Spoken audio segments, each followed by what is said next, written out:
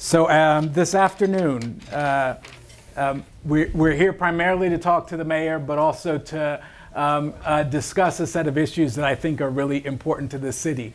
And that is our youth and creating a youth quality of life index. My name is Brian Samuels.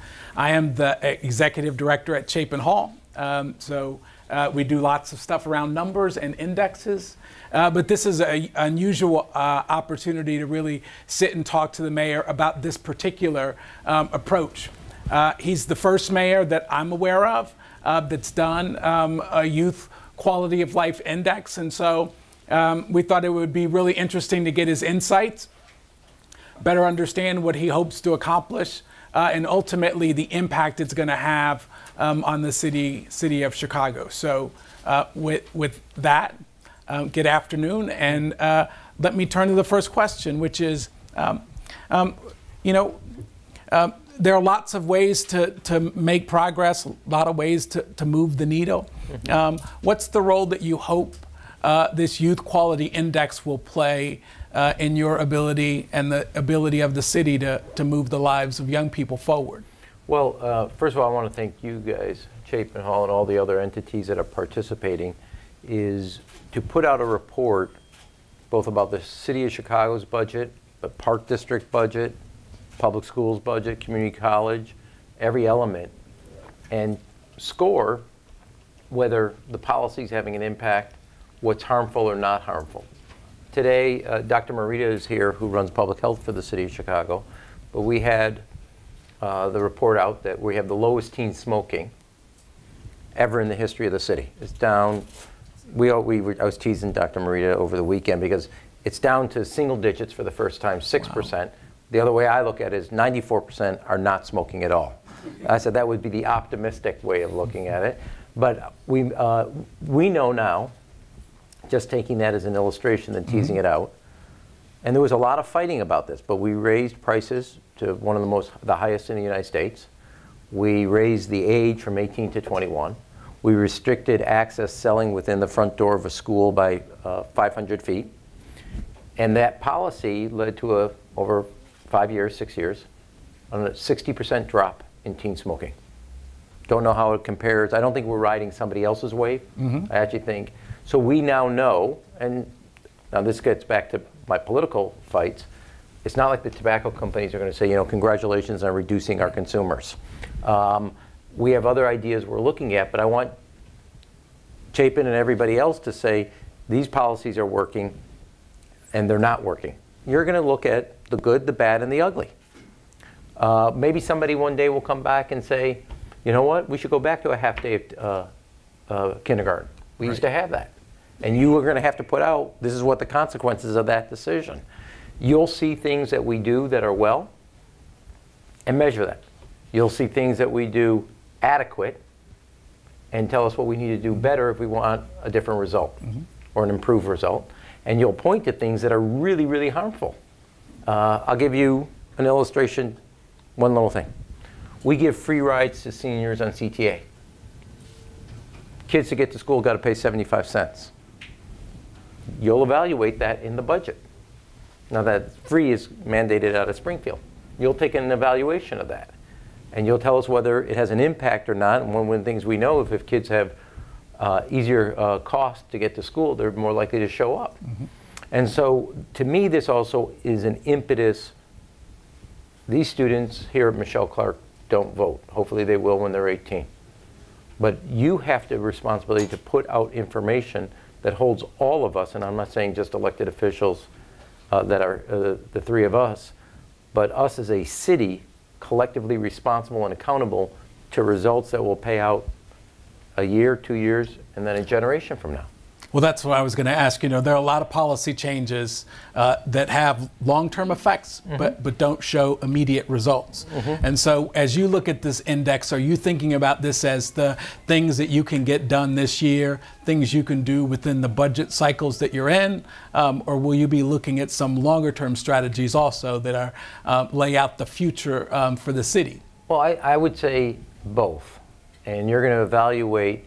Nobody could have predicted, I don't mean to get back to teen smoking, but let me go to after-school summer jobs.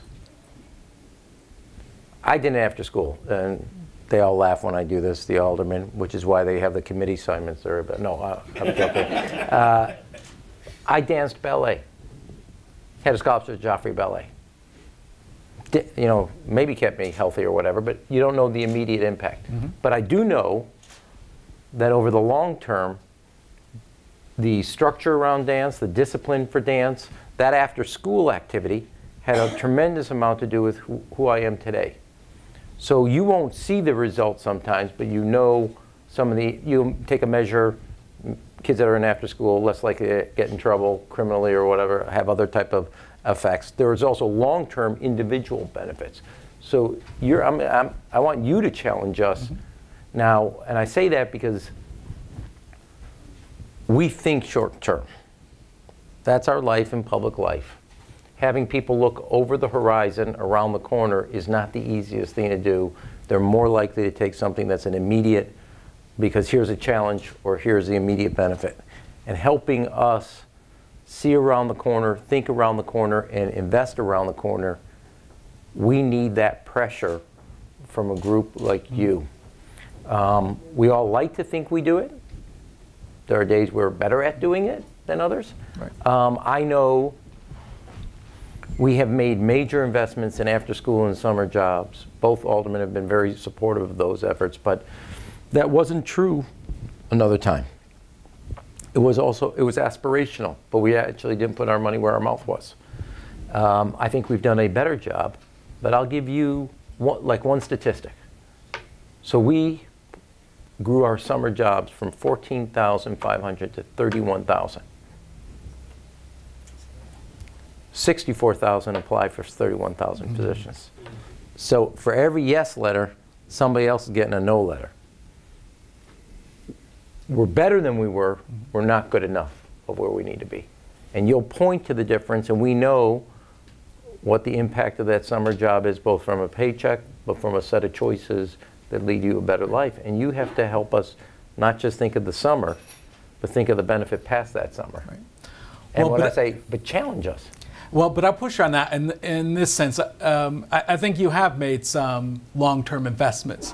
You know, your interest in early childhood is a long-term bet, right? You didn't come on that issue when you became mayor. It was an issue that you've been interested in for a while. But talk a little bit about why you care about the early childhood investments you make and what you think the long-term implications are for that approach. Well, before I would get to it professionally, let me say this. I'm now, my kid, I have one left at home out of 3. Free at last, I'm gonna not try to cry. I am immensely proud of my 3 kids. And I've actually told them that because not just the schools they got accepted to, but the choices they're making in their lives early on. And when I look back at things, I have become almost a zealot about not only early years, but also helping our kids have the right values and the right virtues to be good kids. And I don't think it was possible if it wasn't for what we did very, very early on as parents in helping them. That's not true that everybody can do what Amy and I did. Parentheses. When I went to college, I convinced my mother I was going to study dance at Sarah Lawrence. I rejected my scholarship to Joffrey Ballet School. And the moment they drove off, I threw the ballet shoes against the wall. I said, "Sucker, no, I'm not doing this." And I ended up studying early childhood education. Don't know if that's because my dad was a pediatrician or whatever, but that's what I wanted. That's what I thought I wanted to do. And taught at an early childhood school, studied child psychology, Piaget, all the rest of the stuff, blah, blah, blah. But obviously I didn't do that. But it always stuck with me, the interest of laying the groundwork for an adult starts when they're 3, 4, and 5. And you won't see all the benefits, but I do know this, that when we made a choice as a city for full-day kindergarten, that we have fundamentally made a difference in the trajectory of the kids that relied on it and the parents that relied on And it was really a mess. I can't say this enough. Kids that were getting a full day, if you looked at it on a map of the city, making a generalization, could have afforded, based on wealth, income, etc., a half day. Kids that were getting a half day, based on all the other factors that you know in society, should have been getting a full day. It was really upside down. So we made a universal policy, made some changes. Every child gets a full day.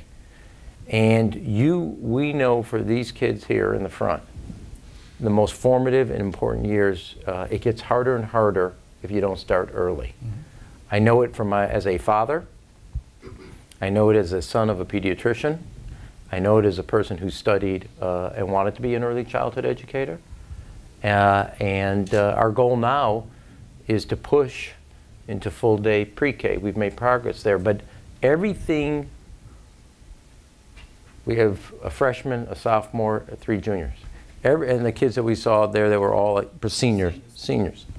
Everything that Michele Clark is trying to do, which I want to note, 94% on track for graduation here at Michele Clark, starts in early childhood. And I say early childhood because we're not where we need to be as a city.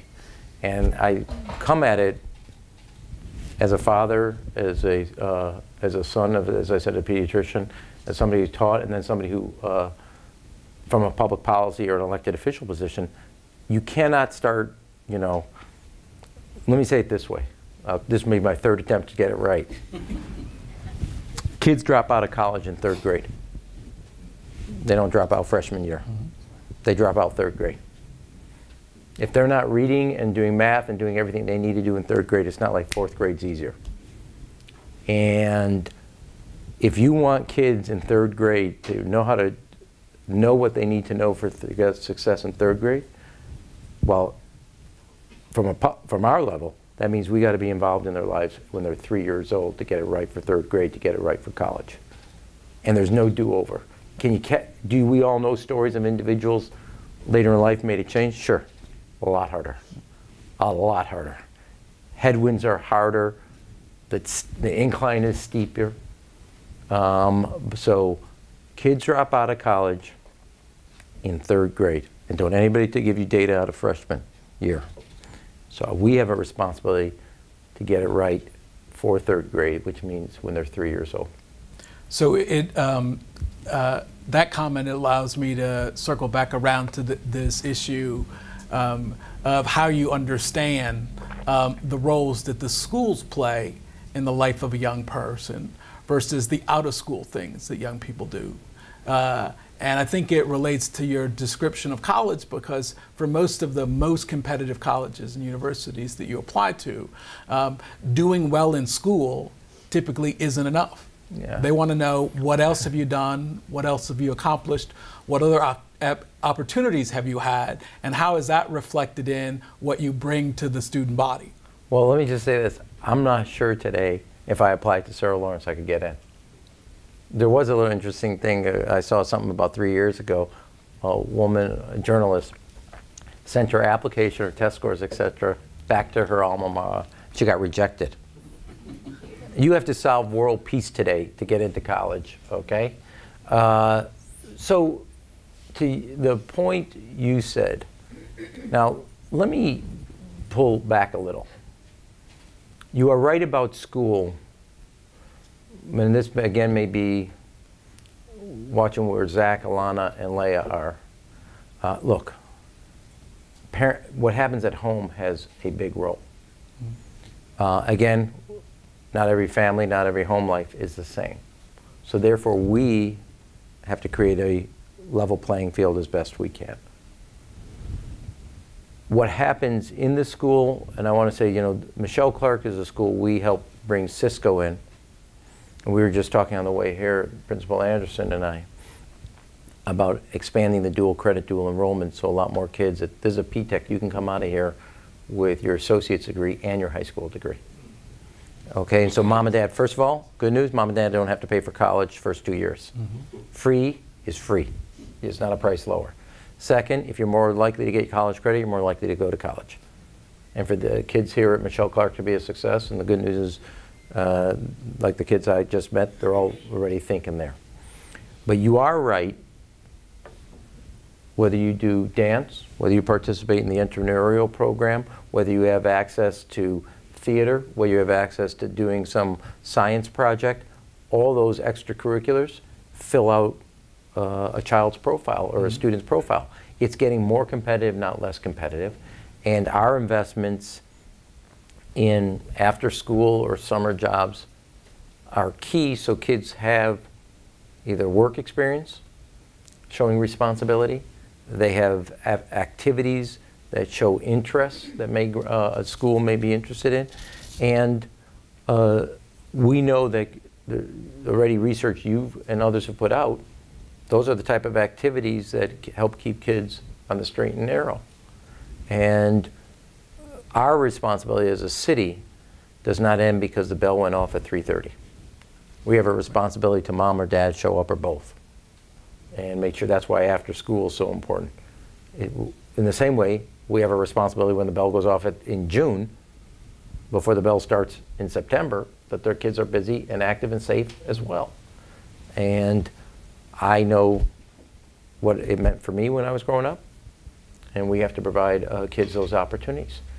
Well, and I think, increasingly people are understanding that social and emotional development is as important as cognitive development, right? So many of the early childhood programs aren't settled on just can you teach young people the basics, but also how they cooperate with one another, how they stand in line, how they remain focused. When I became mayor, we as a city argued about recess or reading because we didn't have enough time. Right. And now a lot of people called recess, play. There is a lot of EQ that goes on in the playground. You're not studying by yourself. You're playing with others. There's a whole lot of other learning that goes on. And the truth is, you go take business today, every company today is trying to figure out how to take the walls down and have collaborative work rather than not. And if we were not giving our kids recess, that collaborative skill set, learning how to work with others across lines, was actually being stunted. And so, we have a mental checklist we do, and if it says play, it's kind of put to the side as not serious. Yet, when you think about recess and you think about play, all the things that are actually skill set that you look for today as an employer are actually the things that happen outside the classroom, not just in the classroom. In fact, more emphasis outside the classroom than in the classroom. And we were, as a system, actually stunting that growth. And there's a whole other things, extracurricular activities require discipline. They do. And not that homework doesn't require discipline. It doesn't do itself, as I used to tell my kids all the time. But there's a whole lot of balancing your schoolwork with an extracurricular activity requires organization and discipline. That's really what you get out of that. So then when you think about a quality of life index, right, you're thinking about a diversity of indicators, not a single one, right? So that we know that students are getting better at Chicago Public Schools, but an index that just included school I think wouldn't be in and of itself the kind of evidence that you need to have a cross-cutting, comprehensive approach. You guys are going to tell us this, and when I say you guys, there's a consortium. But we now have graduation, reading, math, 3rd grade, 4th grade, 8th grade, right? We don't need that. I want you to take the entire waterfront, look at Children and Family Services, look at our corporate budget, look at CPS, look at the Park District, look at activities, look at investments, and evaluate what it's doing for the quality of life and the life index. And there's things that measure, somebody's going to measure that Park District asked for X more revenue. Who's going to measure whether we're doing enough on swimming and gymnastics? Who's going to go measure that? Nobody lifts the hood on that stuff. Right. Now, I have a neuroses, so we sit there and I ask those questions. But I think for the city's well-being long term, we all we say this: budgets are a reflection of values. Your job is to challenge us on those budgets and measure, are we making the right choices? Are we making good choices? What are the short-term and long-term impact just related to the people that don't vote? I guarantee you older people in a higher propensity will vote, therefore the budget will reflect, not inappropriately, that pressure. They don't vote. Their parents vote. But my goal of this, and the reason I went to you guys, I asked you to come back, be an independent source, and evaluate us regularly across 7 different corporate lines, is to make sure that the policy choices we're making under the hood have an analysis and a measure and an accountability to hold our feet to the fire, to say that we're making choices that are not for the short term. We can handle the short term. We're trained to handle the short term. Hold our feet to the fire for the politically inconvenient long term. And I think the city will be better off that somebody, we know how to respond to pressure that's given for today. That's what we do. We're elected officials. And I don't say that negative, that's what we do. People show up, they do what they're supposed to do and trying to tell us what to do because of this problem right now. I want you guys to hold up the system and say, okay, over that hill, if you don't do this, etc. Well, and I think that can either get better or worse. Well, but you also know this, right, that there are a lot of instances where you make the right policy choice, but that choice doesn't lead to the right outcomes for all of the folks served by those. So you have to revisit the policy and say, are there tweaks, are there adjustments we need to make? Because not all kids are the same, not all households are the same, not all communities are the same. And so part of what the city could be saying is, hey, we made a ton of progress, but for this subpopulation of young people or for these communities, we haven't seen the progress, and so we need to tweak, adjust, redirect resources so that you can get to everybody. So look, if you wanted to stay at 10,000 feet, you could say, when I became mayor, Chicago's graduation was 56%. Last year was 77.5%. We know from U of C it's on way to 88%. We also know from the UIC study that the different demographic groups in the city of Chicago are outperforming their same cohort. I don't mean to talk like a Harris School public policy person, but African American kids, male, female, versus the rest of African American male, female in the state.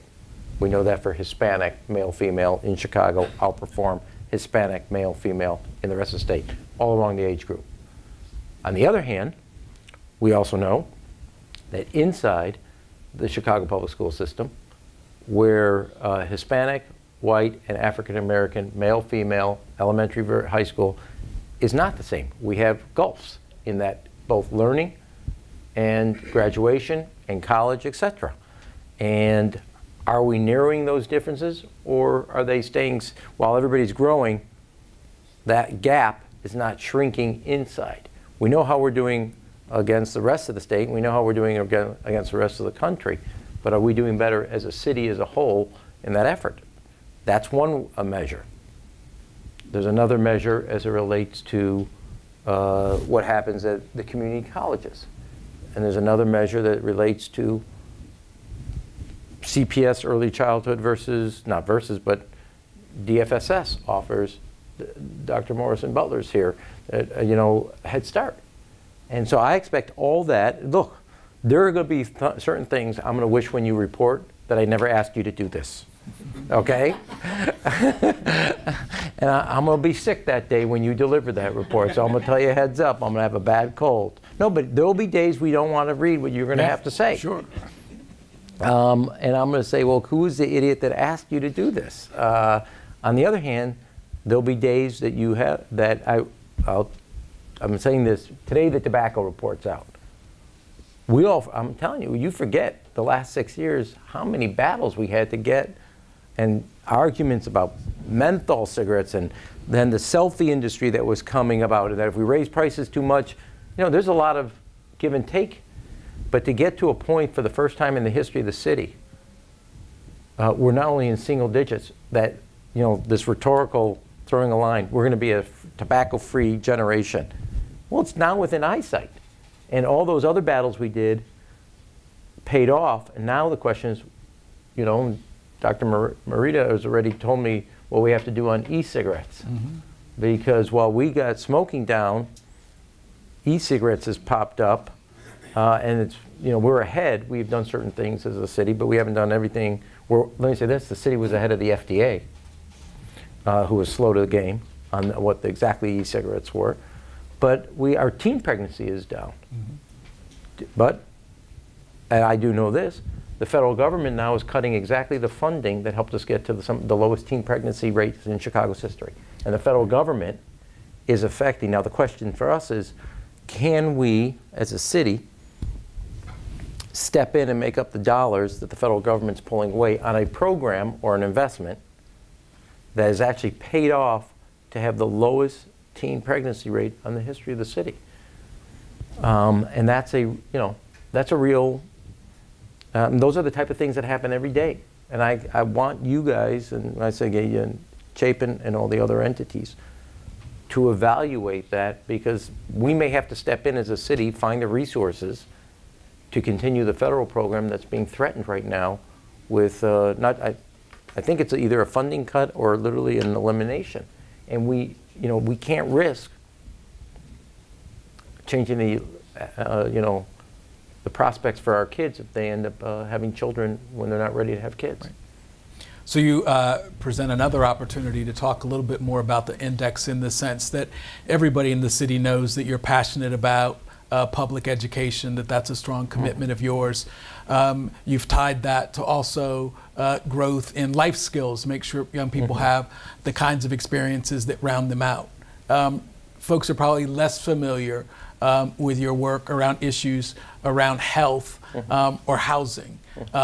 You imagine that the index will include those areas too, given that the city makes investments in those areas, even if folks aren't aware of it. Right. Folks don't know about the initiatives that have gone on there, what the policies are, whether they're working or not.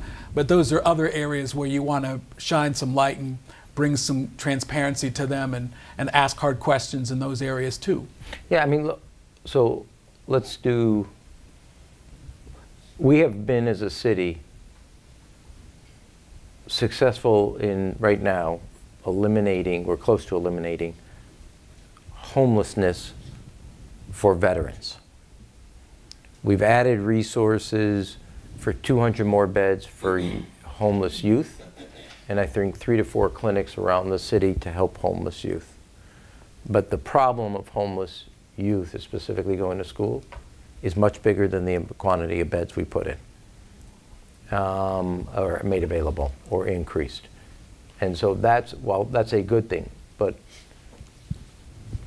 the goal is then to find the resources, know what the scope of the problem is, which policies worked best, then what do we got to do to make investments to make sure our homeless youth have all the support and the roof so they can go to school, finish school, and get on a different trajectory of their life. Now, one thing people should know, 3 aspects as it relates to, or 4, well-being. The revenue from tobacco, our taxes, give 90,000 kids free dental care, and another 50 or 60,000 access to free eye exams with eyeglasses. Free. And so we have used the revenue to provide additional health care for kids, while I think making the other kids who are teenagers healthier. I happen to think the teen pregnancy investments is health.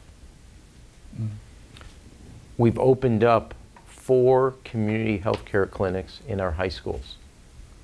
And one of the things that I know Lisa and Dr. Marita are looking at is how to find the resources for additional community health care in our high schools, which may serve, if God forbid we lose some of this federal money, as a good place to continue some of the policies to help us reduce teen pregnancy even further.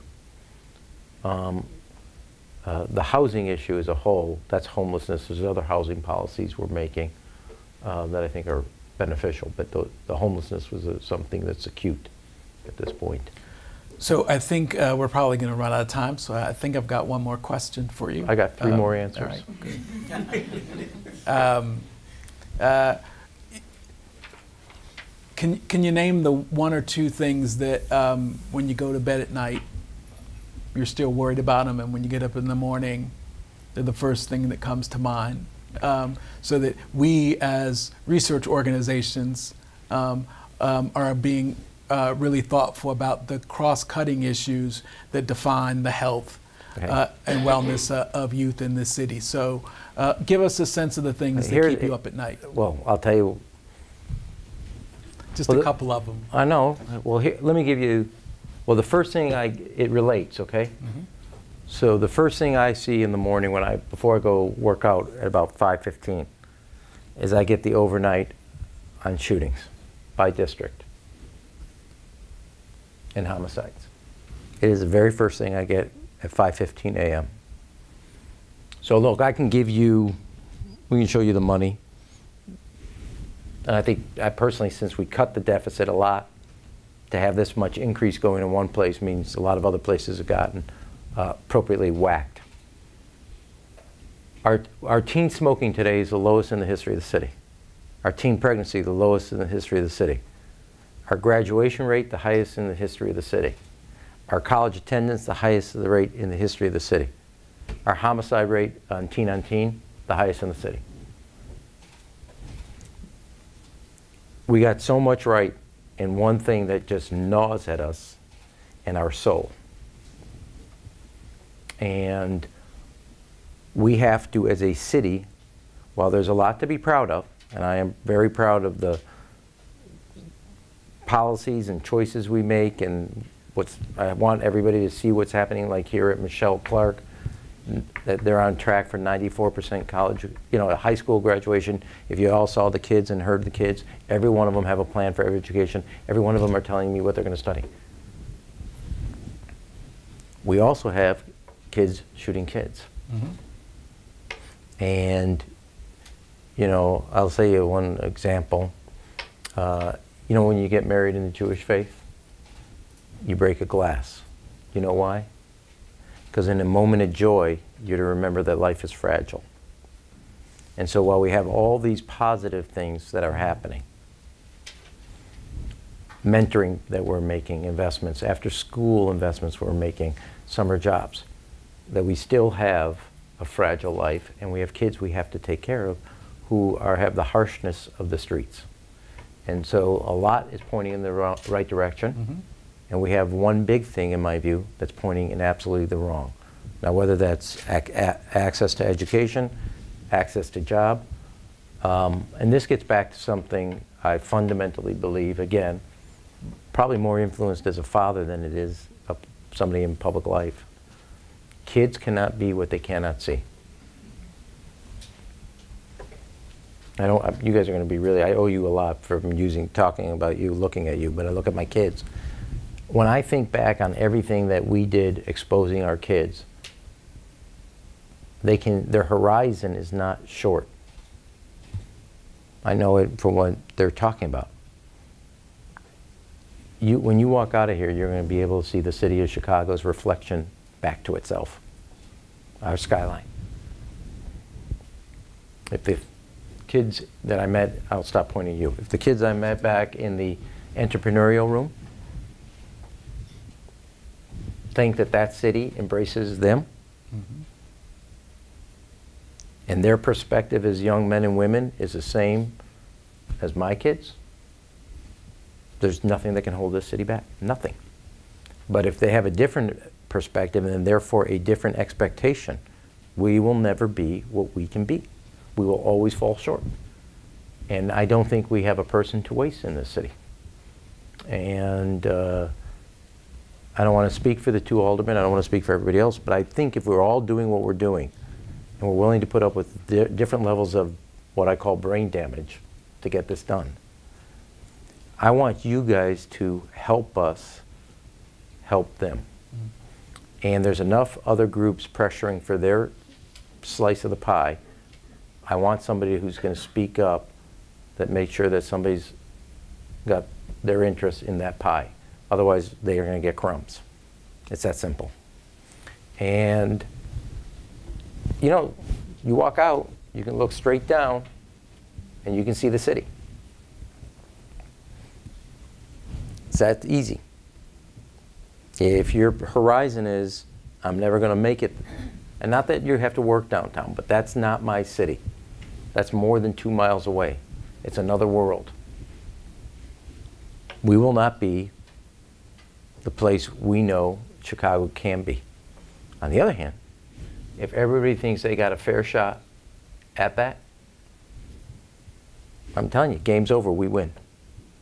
And so this whole purpose is to keep and asking you guys, not just the corporate, not just CPS. There's stuff that happens at the Park District, the Community College, CTA, libraries, police department, everywhere else. You'll evaluate it all. And you will look at things and you'll help the city. And again, I want to say it up front so I can say, I told you so. I will be angry that I ever asked you to do this. There are days that will not be easy, but it will force us collectively to be better stewards of the future. Mm-hmm. That's the goal. Well, that is the business that we're in, and certainly working with leaders like you and working with public systems are the things that motivate us. You know, publishing a journal article in a fancy journal is not what's most important to us. We too want to have an impact on the policies that cities have so that we can make the contribution that we can make to the work that you just described. So certainly the index will be a challenge, pushing it forward for the first time. But if that's the contribution we make that makes this city a better place, then that's the one we're committed to making. So thanks for the opportunity. Thank you, man. Absolutely. Thanks for doing that.